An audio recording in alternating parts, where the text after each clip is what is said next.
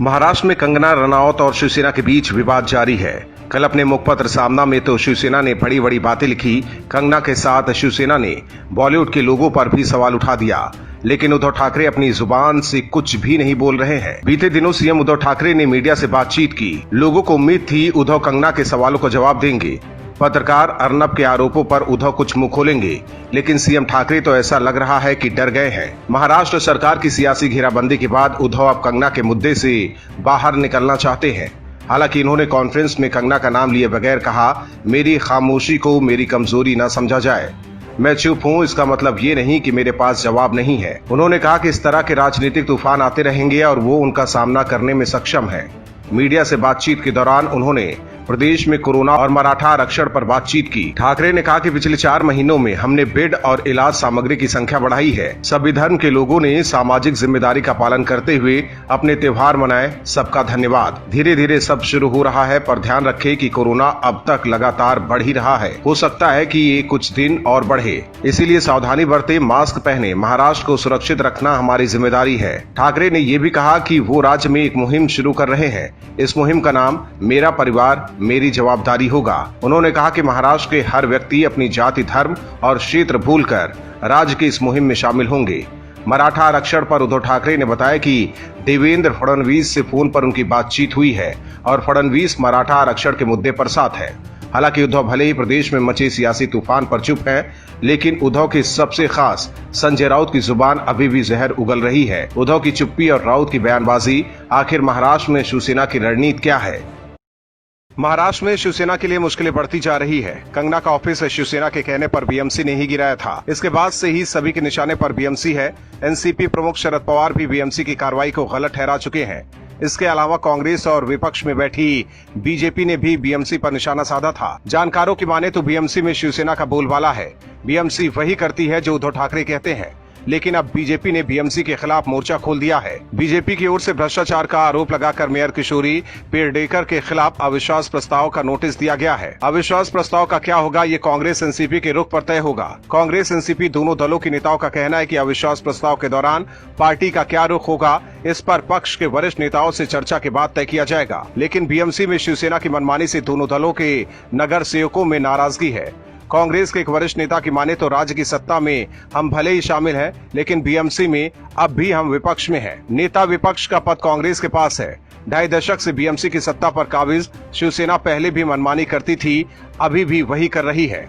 उसके रुख में कोई बदलाव नहीं आया है, जबकि राज्य की सत्ता में हम साझीदार हैं। राज्य में मिलीजुली सरकार बनने के बाद शिवसेना को बीएमसी में कांग्रेस एनसीपी के नगर सेवकों को भी तवज्जो देनी चाहिए थी, लेकिन शिवसेना ने ऐसा नहीं किया। अब बीजेपी ने मेयर के खिलाफ अविश्वास प्रस्ताव लाया है, तब उन्हें हमारी याद आई है। सूत्रों के मुताबिक बीजेपी ने भी कांग्रेस एनसीपी नेताओं से अविश्वास प्रस्ताव को लेकर संपर्क साधा है, जो शिवसेना के लिए चिंता बढ़ाने वाली खबर है। जानकारों का कहना है कि बीएमसी में यदि शिवसेना को सत्ता बचानी है तो हर हाल में कांग्रेस एनसीपी के सहयोग की जरूरत होगी। अब देखना होगा कि कांग्रेस और एनसीपी का क्या रुख रहता है। अगर अविश्वास प्रस्ताव को लेकर एनसीपी और कांग्रेस ने बीजेपी का साथ दे दिया तो महाराष्ट्र में शिवसेना के साथ बड़ा खेल हो जाएगा। सुशांत सिंह राजपूत की हत्या में आरोपी नंबर 1 रिया चक्रवर्ती का इंटरव्यू लेने के बाद से ही वरिष्ठ पत्रकार राजदीप सरदेसाई सुर्खियों में बने हैं। रिया से पूछे गए इनके सवालों के बाद लोगों ने इनके चैनल को ही बॉयकॉट करना शुरू कर दिया था। सरदेसाई ऐसे पत्रकार हैं जो हमेशा मोदी के आलोचक रहे हैं। इनके पसंदीदा मुख्यमंत्री उद्धव ठाकरे हैं। कंगना के साथ जो कुछ महाराष्ट्र में हुआ, राजदीप ने एक बार भी अपनी जुबान नहीं खोली थी। लेकिन बीते दिनों जब कंगना ने शिवसेना की हरकतों पर राज्यपाल भगत सिंह कोश्यारी से मुलाकात की है, तो राजदीप को मिर्ची लग गई है। राजदीप सरदेसाई ने महाराष्ट्र के राज्यपाल संग कंगना की हुई मुलाकात की तस्वीर रीट्वीट करते हुए इसे फोटो अपॉर्चुनिटी बताया है। राजदीप सरदेसाई ने ट्वीट किया, शानदार फोटो अपॉर्चुनिटी। राजदीप ने आगे लिखा, क्या महाराष्ट्र के गवर्नर ने राज्य में कोविड-19 की स्थितियों को रोकने का प्रयास किया है? हालांकि राजदीप ने ट्वीट कर ट्रोलर्स को उन्हें घेरने का एक और मौका दे दिया है। इसके बाद तो राजदीप की ट्विटर पर क्या हश्र हुई, आप ट्वीट देखिए। एक यूजर ने लिखा, सर मैंने पिछली बार जांच की थी कि आपके पसंदीदा मुख्यमंत्री उद्धव ठाकरे ने महाराष्ट्र के राज्यपाल भगत सिंह कोश्यारी द्वारा कोविड-19 की स्थितियों का जायजा लेने के लिए बुलाई गई बैठक को छोड़ दिया था। एक दूसरे ने लिखा, आप जब मुंबई गए थे तो आपको क्वारंटीन नहीं किया गया था, तब आपने गवर्नर से क्यों नहीं बोला कि मुझे क्वारंटीन करो? इसके साथ ही एक यूजर ने राजदीप को निशाने पर लेते हुए कहा, तुम्हारी तरह दलाल नहीं है, पूरी दुनिया जानती है कि दलाली से क्या बनाया है, पर तुम कैसे समझ सकते हो कि बिना माई बाप के इंडस्ट्री में संघर्ष कितना करना पड़ता है। वहीं एक यूजर ने लिखा, अगर आपके पास दलाली के बजाय पत्रकारिता थी तो आपको ये सवाल नहीं पूछना चाहिए था। हालांकि राजदीप को ट्रोल होने की पुरानी आदत है और गाली खाने के बाद भी राजदीप अपनी आदत से बाज नहीं आते हैं। अभिनेत्री कंगना रनौत और शिवसेना के बीच विवाद बढ़ता ही जा रहा है। मुंबई प्रवास के बाद कंगना अपने घर मनाली लौट गई हैं, लेकिन कंगना और राउत के बीच जुबानी जंग अभी भी जारी है। पहले कंगना ने ट्वीट कर उद्धव ठाकरे को आड़े हाथों लिया। कंगना ने ट्वीट में लिखा था कि इस बार वो मुंबई में बच गई। उन्होंने लिखा कि आज वो दिन है कि जान बची तो लाखों पाए। इस ट्वीट के बाद एक बार फिर संजय राउत ने उन पर निशाना साधा है। राउत ने कंगना के साथ केंद्र सरकार को भी आड़े हाथों लिया है। शिवसेना के सांसद संजय राउत ने कहा कि हम बहुत छोटे लोग हैं, इतने बड़े महान व्यक्ति कुछ कह रहे हैं तो इस पर बात करना ठीक नहीं है, जिसके पीछे प्रधानमंत्री कार्यालय, देश की सरकार खड़ी है। मुझे लगता है इस पर बात करना ठीक नहीं है। इसके अलावा राउत ने बीते दिनों उद्धव ठाकरे की प्रेस कॉन्फ्रेंस पर भी जवाब दिया। दरअसल उद्धव ने कंगना के मुद्दे पर चुप्पी साध ली थी, जिस पर सवाल खड़े हुए थे। महाराष्ट्र सीएम उद्धव ठाकरे के बयान की मेरी खामोशी को मेरी मजबूरी न समझे, पर संजय राउत ने कहा कि समझने वालों को इशारा काफी है। राउत ने आगे कहा, मुंबई शहर लॉ एंड ऑर्डर मेंटेन करने वाला शहर है। उस शहर को, इस राज्य को कोई बदनाम करता है तो उस राज्य के लॉ एंड ऑर्डर का सवाल होता है। केंद्र को हस्तक्षेप करने की जरूरत नहीं होती। इस दौरान राउत ने पूर्व सैनिक की पिटाई पर ऐसी बात कह दी कि जिस पर सियासी बवाल बढ़ सकता है। पूर्व नेवी अधिकारी पर हमले से जुड़े सवाल पर राउत ने कहा कि और राज्यों में इस प्रकार से हमले हुए नहीं, ऐसे बहुत से मामले हैं। उन्होंने ये भी कहा कि ये क्यों हुआ उसकी जांच भी करनी चाहिए। लोगों का मन क्यों भड़का है ये कोई सोचता नहीं, राजनीति बहुत होती है। राउत के बयानों से यही लग रहा है कि शिवसेना को कोई पछतावा नहीं है। कंगना का घर तोड़कर पूर्व नौसैनिक की पिटाई के बाद भी राउत ऐसे बयान दे रहे हैं जैसे शिवसेना दूध की धुली हुई राजनीतिक पार्टी है।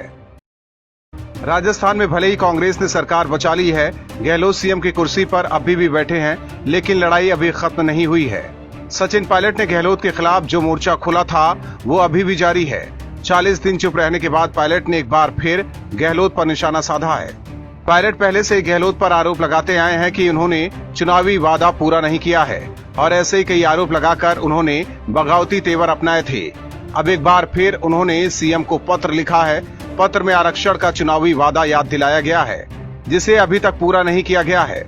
पायलट ने राज्य की सरकारी नौकरियों में गुर्जर और अति पिछड़ा वर्ग को 5% आरक्षण देने के लिए सीएम को पत्र लिखा है।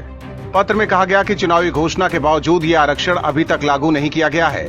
पूर्व डिप्टी सीएम ने पत्र में लिखा, मेरे संज्ञान में लाया गया है कि राज्य सरकार द्वारा निकाली गई भर्तियों में एमबीसी समाज को 5% आरक्षण नहीं दिया जा रहा है।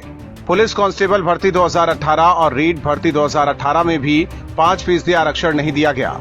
वहीं पायलट ने कहा कि राज्य के विभिन्न क्षेत्रों से आए प्रतिनिधि मंडलों ने उनसे मिलकर और प्रतिवेदनों के जरिए इस मुद्दे को उठाया।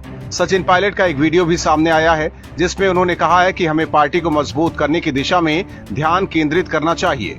उन्होंने कहा कि पंचायत और नगरपालिका चुनाव में ध्यान लगाना चाहिए।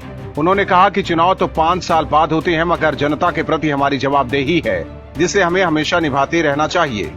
इससे पहले सीएम और डिप्टी सीएम में सियासी उठापटक के बीच अशोक गहलोत ने सचिन पायलट से उप मुख्यमंत्री का पद छीन लिया था। पायलट के बागी रुख अपनाने के बाद गहलोत उन्हें निकम्मा नकारा और बीजेपी के साथ मिलकर साजिश रचने वाला तक बता दिया था। हालांकि बाद में आलाकमान के हस्तक्षेप से दोनों नेताओं ने दोबारा हाथ तो मिला लिया, लेकिन उसी समय ये सवाल बना हुआ था कि क्या दोनों के दिल फिर मिल पाएंगे, लेकिन अब इसका जवाब मिल गया है। 9 सितंबर को अभिनेत्री कंगना रनौत ने शिवसेना और सीएम उद्धव ठाकरे को चुनौती देते हुए मुंबई पहुंची थी। कंगना पिछले 6 दिनों से मुंबई में थी और मुंबई से ही शिवसेना पर गरज रही थी। इस दौरान उन्होंने सीएम उद्धव ठाकरे से लेकर संजय राउत की क्लास लगा दी। हालांकि कंगना आज मुंबई से अपने घर मनाली लौट गई हैं। वैसे तो मुंबई में कंगना इससे पहले भी कई बार आई, लेकिन इस बार का आना उन्हें कई दर्द भरी यादें दे गया है। कंगना ने चंडीगढ़ एयरपोर्ट से एक ट्वीट किया है, जिसमें मुंबई में आतंकी प्रशासन को लेकर ही कुछ बातें कही हैं। कंगना ने ट्विटर पर लिखा, चंडीगढ़ से उतरते ही मेरी सिक्योरिटी नाम मात्र रह गई है। लोग खुशी से बधाई दे रहे हैं। लगता है इस बार मैं बच गई। एक दिन था जब मुंबई में मां के आंचल की शीतलता महसूस होती थी। आज वो दिन है जब जान बची तो लाखों पाए। शिवसेना से सोनिया सेना होते ही मुंबई में आतंकी प्रशासन का बोलबाला। कंगना ने इसके अलावा एक और पोस्ट किया है जिसमें लिखा है, दिल्ली के दिल को चीरकर वहां इस साल खून बहा है। सोनिया सेना ने मुंबई में आजाद कश्मीर के नारे लगवाए। आज आजादी की कीमत सिर्फ आवाज है, मुझे अपनी आवाज दो, नहीं तो वो दिन दूर नहीं जब आजादी की कीमत सिर्फ और सिर्फ खून होगी। कंगना ने सुबह सुबह मुंबई से रवाना होते होते कुछ ट्वीट किए और लिखा, भारी मन से मुंबई से रवाना हो रही हूँ। इतने दिनों में जिस तरह से मुझे डराया धमकाया गया, मेरे दफ्तर को तोड़ने के बाद मेरे घर को भी निशाना बनाया गया, जिस तरह से मेरे इर्द गिर्द सशस्त्र बल वाली सिक्योरिटी तैनात की गई, मुझे कहना ही होगा कि पीओके से तुलना वाला मेरा बयान कुछ गलत नहीं है। कंगना अब मुंबई से अपने घर पहुंच गई हैं। देखना होगा शिवसेना के साथ शुरू हुआ विवाद थमता है या मनाली से भी कंगना उद्धव ठाकरे के खिलाफ अपनी मुहिम जारी रखती हैं। Bureau report, OMH news. और भी वीडियोस देखने के लिए चैनल को सब्सक्राइब करें और बेल आइकन को दबाएं।